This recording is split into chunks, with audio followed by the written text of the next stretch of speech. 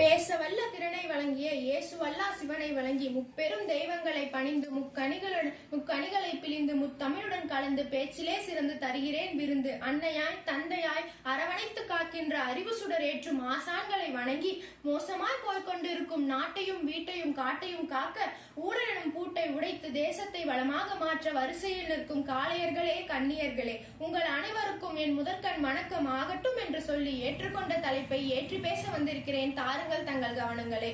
என்னை போல் பேச இருக்கும் அனைத்து புதுமை பெண்களுக்கும் என் அன்னைமார்களுக்கும் தமிழ் அன்னைக்கும் என் மகளிர் தின வாழ்த்துக்களை கூறி எனது உரையை தொடங்குகிறேன்.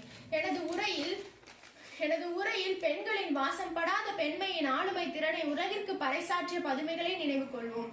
கருவில் சூழ் கொண்டால் மட்டும் அன்னை அல்ல, சூழ்நிலையால் நிராகரிக்கப்பட்ட பல மனிதர்களுக்கும் தன் அன்பெனும் கருவறையில் இடம் தந்து அவர்களின் இதய கோவில்களில் என்றும் அன்னையாக உருக்கொண்ட அன்னை தெரசா நோபல் பரிசு பெற்ற முதல் இந்திய பெண். அரசியல், அரசாங்கம் எல்லாம் ஆண்களின் களம், பெண்ணுக்கு இங்கே இடம் இல்லை என்றிருந்த காலத்தில் தனக்கென ஒரு இடத்தை தன் வீரத்தாலும் புத்தி கூர்மையாலும் நிலைநிறுத்தி பெண்களின் ஆளுமை திறனுக்கு அத்தாட்சியாய் இருந்தவர் இந்தியாவின் முதல் பெண் பிரதமர் இந்திரா காந்தி. மண்ணுலகம் மட்டுமல்ல விண்ணுலகமும் எங்கள் களம் என முதல் பெண்மணியாய் விண்ணில் கால் பதித்து விண்மீன்களின் நாயகியாக வீற்றிருப்பவர் கல்பனா சாவ்லா. கண்ணியமிக்க காவல்துறை அதிகாரியாக காக்கி சட்டைக்குள் பூத்த பெண்மணி, பல கைதிகளுக்கு மறுவாழ்வு தந்த வீர மடந்தை முதல் பெண் IPS அதிகாரி கிரண் பேடி ஆவர். பட்டங்கள் ஆள்வதும் சட்டங்கள் செய்வதும் பாரினில் பெண்கள் நிகழ்த்த வந்தோம் என்ற பாரதியின் கனவை கண்ட கனவை நினைவாக்கி நீதிக்கு துணை நிற்கும் முதல் பெண் நீதிபதியாக உச்ச நீதிமன்றத்தில் தடம் பதித்தவர் பாத்திமா PV.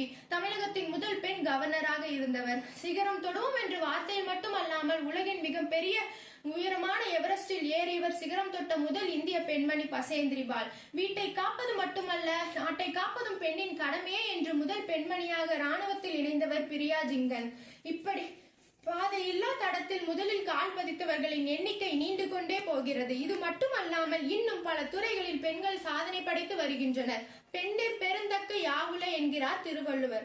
சங்க காலத்திலேயே பாடல் புனைகின்ற பெண்பார் புலவர்கள் இருந்தார்கள். வேந்தனின் அரசவையிலே கோவலர்கள் கொலைக்கு நீதி கேட்டு எரிமலையால் சீரிய கண்ணகியின் காப்பியத்தை இளங்கோவடிகள் சிலப்பதிகாரமாக படைத்தார். இது போன்று இன்னும் பல புராணங்களும் காப்பியங்களும் பெண்களை பற்றி சிறப்பித்து கூறியுள்ளது. 20ஆம் நூற்றாண்டில் பெண் உரிமைக்காக தந்தை பெரியார் சங்கநாதம் எழுப்பினார். பெண்களுக்கு சொத்துரிமை வேண்டும் என்று பிரகடனம் செய்தார். இதை கண்ட டாக்டர் கலைஞர் அவர்கள் முதலமைச்சராக இருந்த போது பெண்களுக்கு சொத்துரிமை உண்டு என்று சட்டம் இயற்றினார். இதையடுத்து பெண்களுக்கு வாரிசு உரிமை, மணவிலக்கு, மறுமணம், வரதட்சணை ஒழிப்பு, தேவதாசி ஒழிப்பு என பல சட்டங்கள் கொண்டு வரப்பட்டன. பெண்களுக்கு பெருமை தரும் வாய்ப்புகளை தற்போது ஏற்படுத்தி இருப்பது மாண்புமிகு முதலமைச்சர் தளபதி MK ஸ்டாலின் அவர்களுடைய திராவிட மாடல் ஆட்சிதான். இவரே புதுமை பெண் என்னும் திட்டத்தை கொண்டு வந்தார். இத்திட்டத்தின் வாயிலாக உயர்கல்வி பயில செல்லும் அரசு பள்ளி மாணவிகளுக்கு மாதம் 1000 ரூபாய் வழங்கினார். இது போன்று பெண்கள் அடிப்படையில் கிடக்காமல் வீட்டை விட்டு வெளியே வந்து உலகில் கால் பதித்து இன்னும் பல சாதனைகளை புரிந்து புதுமை பெண்களாக மாறி உலகை புதுமையாக மாற்ற வேண்டும் என்று கூறி எனக்கு வாய்ப்பளித்த அனைவருக்கும் நன்றி கூறி வாழ்த்தி வணங்கி விடைபெறுகிறேன். நன்றி, வணக்கம்.